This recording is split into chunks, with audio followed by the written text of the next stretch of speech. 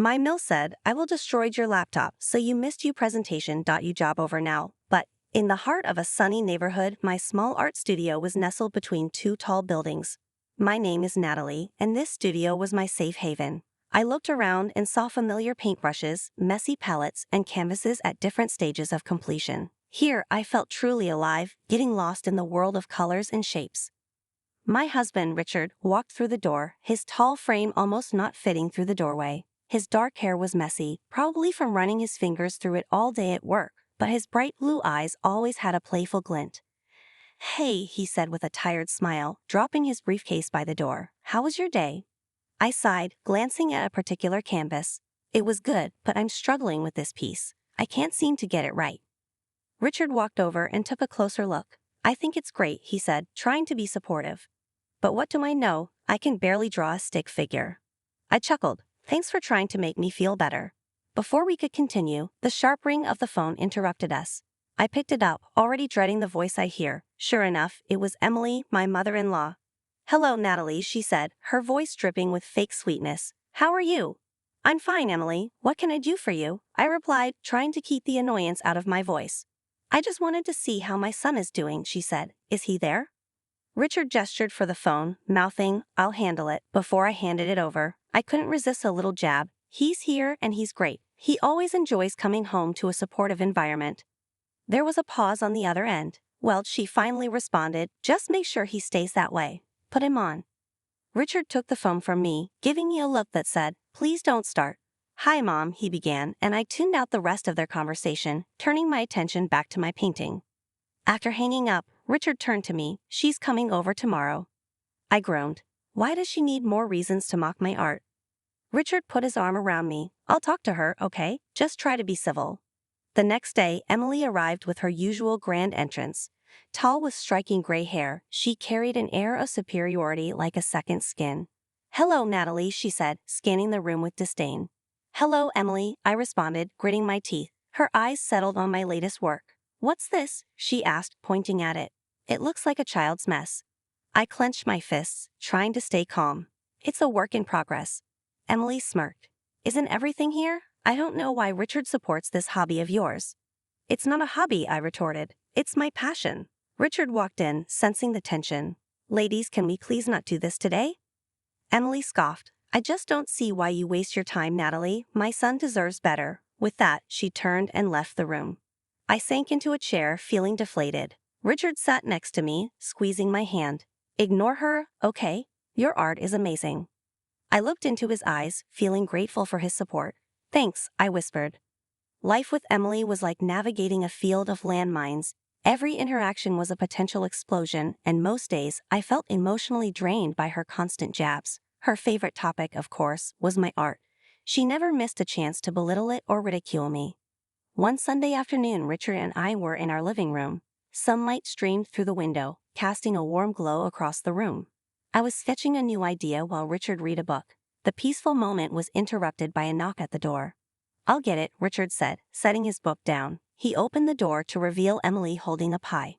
I was in the neighborhood, she began, a hint of a smile on her lips. Thought I'd drop by. Thanks, Mom, Richard replied, taking the pie from her. Come on in. I forced a smile. Hello, Emily. She scanned the room, her gaze stopping at my sketchbook. More scribbles, Natalie?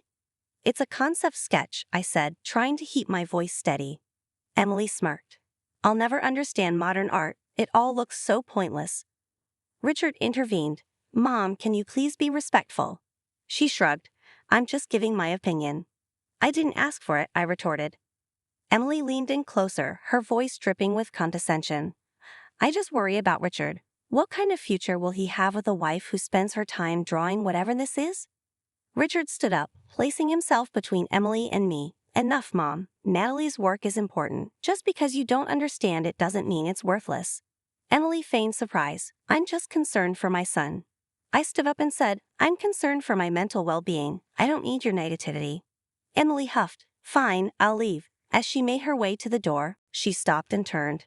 One day, Richard will see you for who you truly are. I watched as she left, trying to shake off the weight of her words. Richard wrapped his arm around my shoulder. I'm sorry about her. I sighed. It's not your fault. I just wish she could see that there's value in what I do. Richard smiled. She may never see it, but I do, and I'll always be here to support you. The days following Emily's visit were tense. I found solace in my art, pouring all my emotions onto the canvas. Richard watched me work, always encouraging, always there. One evening, as the sun began to set, painting our room in hues of gold and crimson, my phone buzzed on the table. An unknown number flashed across the screen. Picking it up, I hesitated for a moment. Hello.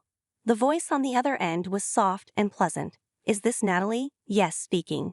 Hello, Natalie. My name is Jacqueline. I'm with the Art Spirit Gallery. We came across your work online and are very impressed. I blinked in surprise. The Art Spirit Gallery was one of the premier spots for modern art in the city. Really, was all I could manage. Jacqueline chuckled. Yes, really. We'd love to meet and discuss a potential exhibition. A wave of emotion washed over me. I'd love to. Great, Jacqueline continued. How about this Sunday at 2 p.m.? That works for me. Perfect. See you then, and Natalie, keep doing what you're doing. Your art is truly special. Hanging up, I turned to Richard, my face beaming. You won't believe who that was. He looked up, curious. Who? The Art Spirit Gallery. They want to discuss an exhibition for my paintings. Richard's eyes widened in surprise, and he pulled me into a hug. That's amazing. Emily sighed. I wanted to see what all the fuss was about. I took a deep breath. I'm proud of my work, Emily. She nodded. It's evident. Well, I should be going. As she left, I felt a mix of emotions. While it wasn't praise, Emily's visit wasn't as confrontational as our previous encounters. Richard wrapped his arm around me. She's trying in her own way. I smiled weakly. Let's hope so. The days flew by, and soon it was time to move the paintings to the gallery. With each piece I packed, I felt a combination of excitement and anxiety. This is it, I whispered to Richard as we loaded the last painting into the van. He squeezed my hand. You're ready, and I can't wait for the world to see your brilliance. The day before the exhibition was a blur of activity. The gallery was bustling with staff, setting up lighting, positioning paintings, and ensuring everything was perfect. Richard and I arrived early, watching in awe as my artwork was given prime positioning. Jacqueline approached us, clipboard in hand. Natalie, it's all coming together wonderfully. Your pieces are truly the highlight. I smiled, feeling a surge of pride. Thank you, Jacqueline. This means the world to me. She nodded, making a few notes. The press will be here tomorrow. This is a significant opportunity for you. As the day wore on, I took a moment to sit and absorb the surroundings. The realization hit me that I was about to have my first major art exhibition. This was a dream come true, and I was overwhelmed with gratitude. Richard came over, handing me a coffee. Deep in thought? He asked. I looked up, smiling, just taking it all in. It's a lot. He sat down next to me. You deserve every bit of this, Natalie. I'm so proud of you. I leaned into him, grateful for his unwavering support. Thank you, Richard. Our moment was interrupted by a call. My phone lit up with an unknown number. Curious, I answered. Natalie? A voice crackled. Yes, who's this? There was a pause, then a familiar voice sneered. It's Emily. I stiffened. What do you want? She chuckled. Just wanted to wish you luck for tomorrow. Despite her words, there was an unmistakable tone of mockery. Thanks, I replied curtly, ready to end the call, but Emily continued. Actually, there's more. I visited your apartment today. My heart sank. What did you do, Emily? She laughed. Let's just say I improved a few of your pieces. I felt the blood drain from my face. You did what? Emily's voice dripped with malice. You'll see soon enough. She hung up before I could say anything else. Panicking, I turned to Richard. She's been to our apartment. She's done something to my paintings. His face darkened. Let's go home now. We raced back, anxiety mounting with each passing minute. As we entered our apartment, the devastation was clear. Several of my paintings were destroyed. Splashes of paint, torn canvases, and scribbles marred my artwork. I sank to the floor, tears streaming down my face. How could she? Richard knelt beside me, equally shocked. We'll get through this, Natalie. Amidst the destruction, a realization dawned on me. The best pieces, the ones meant for the exhibition, were already at the gallery. Emily had ruined some paintings, yes, but not the ones for the exhibition. A plan formed in my mind. Wiping away my tears, I looked up at Richard. She thinks she's won, but she hasn't. We have an exhibition tomorrow, and it will be a success. He nodded, determination in his eyes. You're right, let's focus on that. The day of the exhibition arrived. I was nervous, but the events of the previous day had given me newfound determination. Richard looked at me, offering a comforting smile. You ready for this? I took a deep breath, as ready as I'll ever be. The gallery was soon teeming with visitors. Reporters, art enthusiasts, and curious onlookers walked around, admiring the pieces. The positive murmurs and admiring expressions of the crowd boosted my confidence. Jacqueline approached, her face glowing with excitement. Natalie, this is beyond expectations. The response is phenomenal. I grinned. Thank you, Jacqueline. It's all thanks to your support. As the day progressed, I was pleasantly surprised to see many familiar faces. Natalie, I'm Benjamin. I've heard so much about your work, and I must say, it's even better in person. I blushed. Thank you, Benjamin. He looked around, his gaze settling on a particularly vibrant piece. This one, I'd like to purchase it. I was taken aback. Really? Benjamin nodded. Absolutely. And not just this one, I'd like to buy a few more. I was elated, hardly believing my luck. Richard joined us, equally thrilled. This is incredible, Natalie. As we finalized the details with Benjamin, there was a commotion at the entrance. Emily had arrived, smugness evident on her face. She walked over, her eyes scanning the gallery. So, this is your big day. I met her gaze evenly. Yes, Emily, and it's going better than I could have hoped. She smirked. I see. Well, enjoy it while it lasts. I was about to reply when Benjamin interjected. You must be the infamous Emily. I've heard a lot about you. Emily looked him up and down. And who might you be? Benjamin extended his hand. Benjamin Paul, I just purchased some of Natalie's artwork. Emily's smugness faded, replaced by surprise. You bought these? Benjamin nodded. Yes, and I must say, they're some of the best pieces I've seen in a long time. Emily was at a loss for words. Realizing that someone of Benjamin's stature admired my work was a hard pill to swallow. I decided it was time to turn the tables. Emily, remember those paintings you improved at our apartment? She raised an eyebrow. What about them? I smiled. Benjamin bought those too.